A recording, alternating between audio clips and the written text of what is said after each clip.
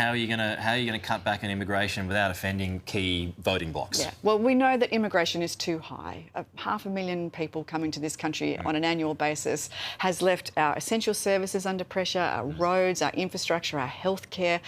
We do believe that it is time to bring immigration back under control, and particularly just to give us a chance to have a breather, so the infrastructure can catch up. Well, you know, we're 2 days into a new leadership, Pete. I don't want to announce policies on air before we've even announced who the shadow cabinet is.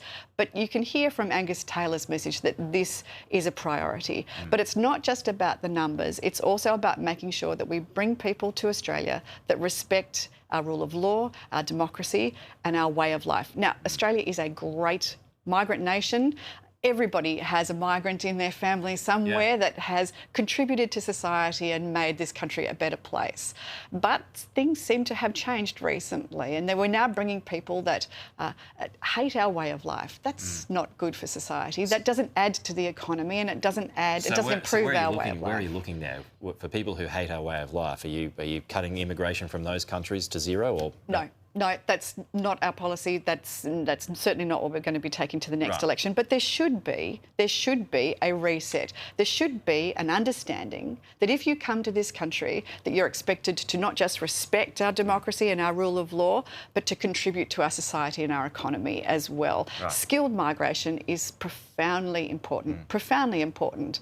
But I think we all know that at some point something's got to change, because the rate of migration we have at the moment and the standards, that the amount is too high and the standards are too low. One of One Nation's policies is an 8-year pause on migrants from some countries. Is that something that you'd look at? One Nation is a party of grievance. That's a reactionary policy that I think is entirely unrealistic and unsustainable. Migration has been a really important part of the Australian story, but it's the right migration. We want to make sure that we bring people to the country that will contribute to the economy, contribute to society, and help us all improve our standard of living. You got the pick of the bunch when it comes to the Deputy Liberal Leader. What portfolio you got your hand up for? I would love to tell you that, but I don't want to spoil the surprise. I think I'll wait until Angus announces the shadow.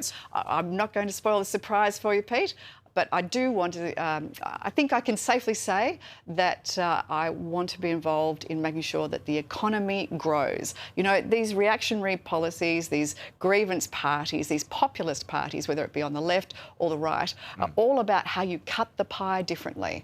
The Liberal Party isn't about that. We're about making sure that the economy grows, that everybody can share in the prosperity of a nation. Treasure and shadow treasure, because that's a lower house. I love that you're playing rule in, rule out. That leaves finance. I'm not playing rule in and rule out. Good to have you with us as always, Jane Hume. You too, Appreciate Pete. it. Thank you so much.